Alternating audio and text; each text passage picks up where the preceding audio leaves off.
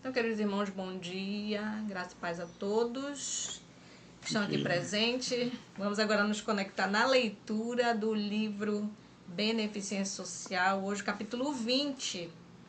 Capítulo 20, o tema de hoje é Ministério em favor dos pobres. Conosco está a nossa querida irmã Kelly, da ANOB. Seja bem-vinda, amada.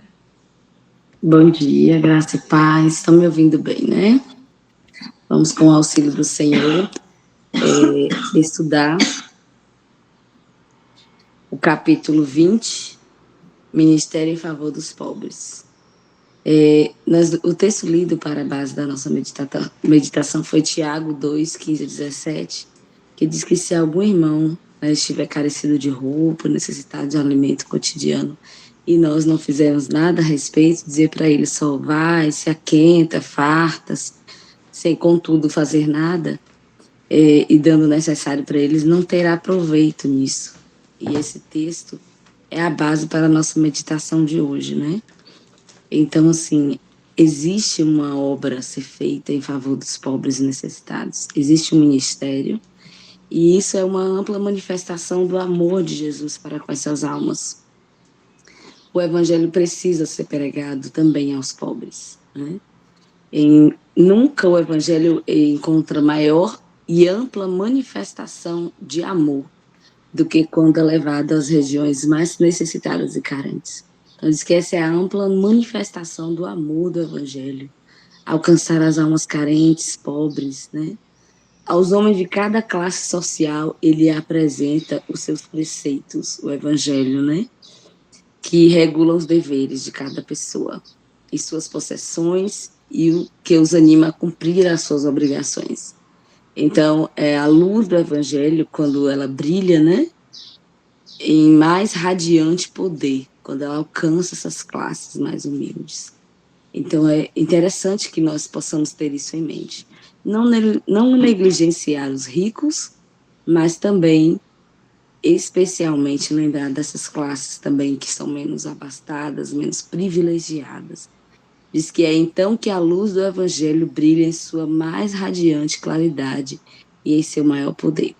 Anjos de Deus estão na choupana do camponês, iluminando a palhoça dos pobres, onde está a viva verdade da palavra. Então, nesses locais onde a palavra está aberta, onde eles estão estudando a palavra, pesquisando o evangelho, que importa sejam pobres ou ricos, ou pobres, brancos ou pretos. Então, especialmente nesses locais, diz que os anjos de Deus estão onde a viva verdade da palavra é aberta. Então, raios do sol da justiça levam alegria aos enfermos e sofredores, e a alimentação de pão e água se torna um banquete. Então, quando Jesus vê pessoas simples buscando a orientação do Espírito Santo através do estudo da palavra, diz que os anjos de Deus estão ali, né? E o alimento simples se torna um banquete. As classes que têm sido desprezadas e abandonadas são erguidas pela fé e perdão e elevados à dignidade de filhos e filhas de Deus. Eles não têm tesouros aqui, mas têm a joia mais preciosa, que é Cristo, a pérola de grande valor. Então, Jesus também era pobre, né? Então, ele simpatizava com os pobres, desprezados, oprimidos, e cada afronta feita a essas pessoas é feita a Cristo, na pessoa de Cristo. Essas pessoas representam, né? Criaturas de Deus, e Jesus sente todo o sofrimento que é imposto a eles. E ele veio ministrar também essas classes. Ele tinha muita simpatia, muito amor, e a sua atitude, né, fazia com que o mais pobre, o mais carente, não temesse aproximar-se dele. Aí, às vezes, a gente pergunta, será que a gente tem a mesma postura de Jesus, né? Que as pessoas mais pobres, mais humildes, temem se aproximar de nós ou não? Será que a nossa postura é semelhante de Jesus? Jesus era perfeitamente acessível. Ele bom para todos e era perfeitamente acessível. Ele ia de casa em casa, curando, alimentando os famintos, consolando os aflitos, confortando os tristes, falando de paz aos angustiados. E esse era o ministério de Cristo. Ele falava a respeito de si, né? Quando ele foi declarado: o Espírito do Senhor está sobre mim. Me ungiu para evangelizar os pobres. Enviou-me a curar os quebrantados de coração, a pregoar a liberdade aos cativos, dar vista aos cegos e pôr em liberdade o oprimido, e anunciar o ano aceitável do Senhor. O profeta Isaías já declarou, e o próprio Jesus, quando esteve na terra, quando estava na sinagoga, ele pegou o livro para ler e ele declarou a respeito de si mesmo. E ele despertava a alma faminta. A principal missão de Jesus estava na pregação do evangelho aos pobres. Então, agora a gente precisa refletir, né? O que eu estou fazendo a respeito desse trabalho? O que eu tenho feito? Jesus ministrava aos ignorantes, aos necessitados, em simplicidade, né? E franqueava-lhes as bênçãos, para que eles pudessem receber essas bênçãos também, e despertar fome e sede de justiça, para a verdade, o pão da vida, né? Então, a evidência da divindade do Evangelho, Cristo teve maior sucesso, né, entre essas classes. E essa classe, ela também é acessível para cada um de nós, né? Todos nós podemos ter, instruídos ou não, podemos encontrar em abundância grande seara nessa classe, porque eles necessitam de conforto, de simpatia, e que muitos há que não terão saída para a sua situação se não tiver uma mão ajudadora, e nós podemos ser essa mão. Então, na atividade por essas almas, de Cristo está a sua maior missão. Essas almas são de Jesus. Então, a nossa maior missão está em evangelizar as pessoas que estão em classes menos favorecidas. E essa é a mais alta credencial do ministério evangélico. Olha a coisa mais linda, irmãos. Então, o evangelho é a própria essência da restauração. Cristo deseja que nós consideremos, né, os descoroçoados, os desesperançados, os aflitos, e tomem posse da sua força. Possamos tomar posse da sua força, pois é chegado o ano aceitável do Senhor. E o cristianismo, ele oferece o consolo aos pobres. Há uma relação entre a religião de Jesus e os pobres, né? Ele é o consolo para os pobres. A humanidade de Jesus está entretecida em fios de ouro que unem ao pobre, confiante e crente para a salvação da sua própria alma. Então, o pobre que crê em Jesus, ele é ligado a Jesus como fios de ouro, a fé verdadeira, né? E Jesus é um reservatório de poder para todos, a fim de que consagrem suas forças à obra de tornarem-se filhos de Deus. Então, todos que buscam a Cristo receberão a fé como fio de ouro. E mesmo a classe mais pobre diz que o cristianismo para eles é um consolo e é fonte de poder.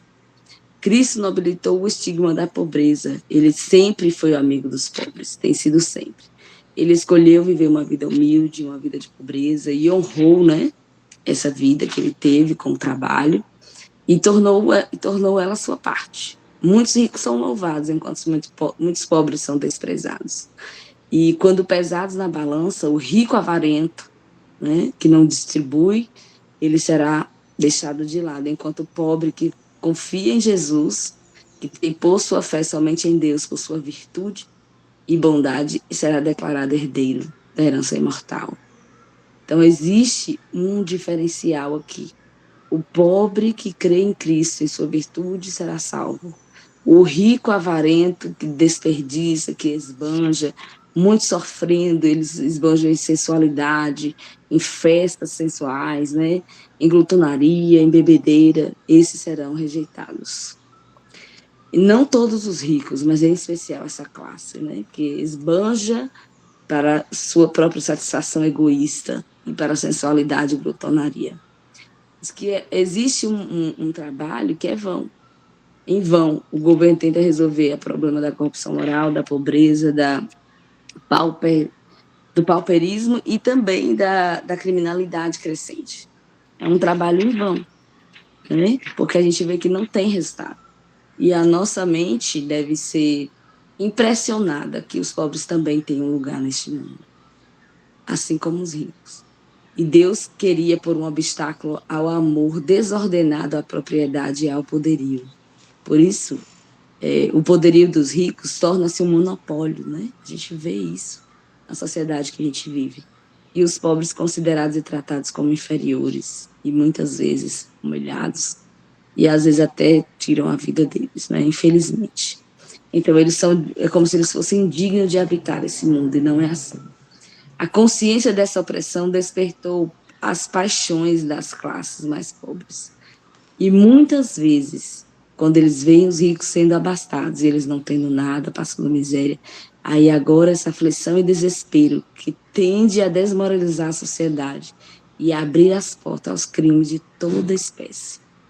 Em vista de tanta abundância, de tanta fartura, de tanta opulência por parte dos ricos, os pobres entram em desespero, né?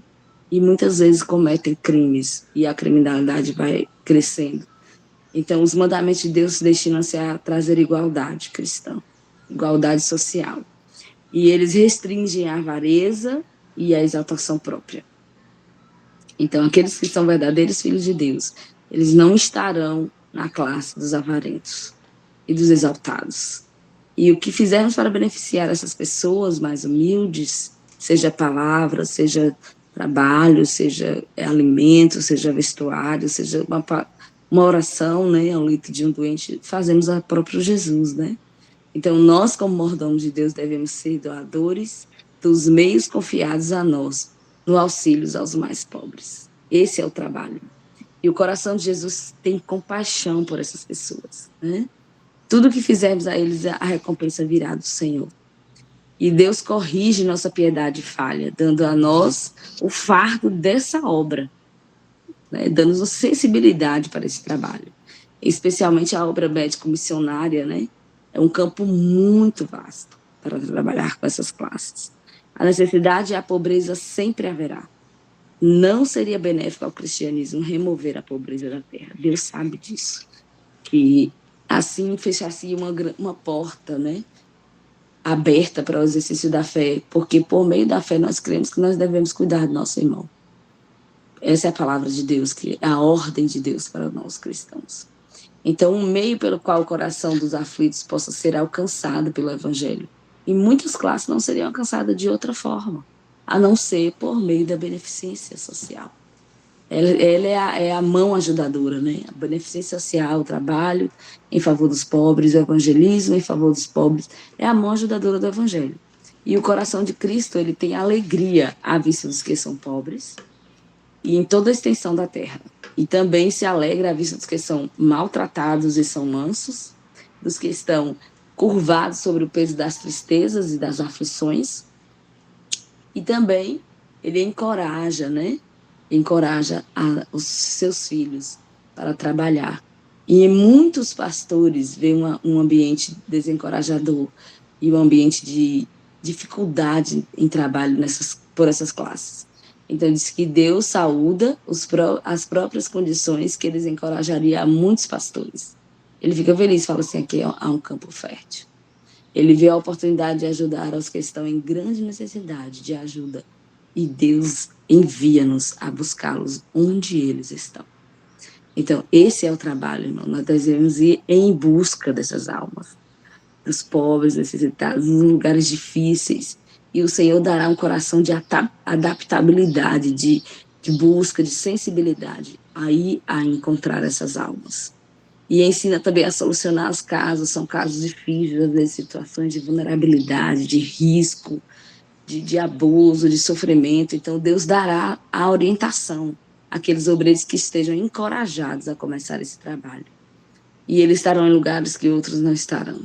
E especialmente pelo trabalho em favor dessas classes, há um campo muito fértil, muito vasto. Então, aqueles que têm pouca confiança própria, mas se lançam, né, em busca da graça de Cristo para trabalhar para essas classes, serão capacitados, né? E Deus dará um começo a essas mãos, aqueles que estão suscetíveis, que estão encorajados e estão buscando esse trabalho. Jesus está presente e vence privilégios na dificuldade, retidão e ordem onde haveria confusão. sucesso e sabedoria de Deus, onde não há experiência humana. Então, quando a experiência humana falha, a sabedoria de Deus vencerá. Em situações onde, às vezes, a gente não encontra saída, solução, o Espírito de Deus guiará para a vitória. Então, que esse possa ser o nosso desejo, que nós possamos buscar a sabedoria de Deus, graça de Deus, para que trabalhar em favor dessas classes, porque elas são muito negligenciadas. Nós vemos aqui na meditação que o governo não tem como, né, extinguir a pobreza, a miséria, e Deus também não permite para que o nosso coração seja enternecido para trabalhar em favor dessas classes. Então, essa é a nossa missão. E fazendo isso, nós estaremos assumindo, né, o ministério semelhante ao de Jesus. Que o Senhor nos dê sua graça e nos capacite para isso. Que possamos ter a sensibilidade de justiça, de trabalho e de equidade, de trazer essas almas à dignidade de volta. Porque esse é o trabalho de Jesus. Que Deus nos abençoe para isso.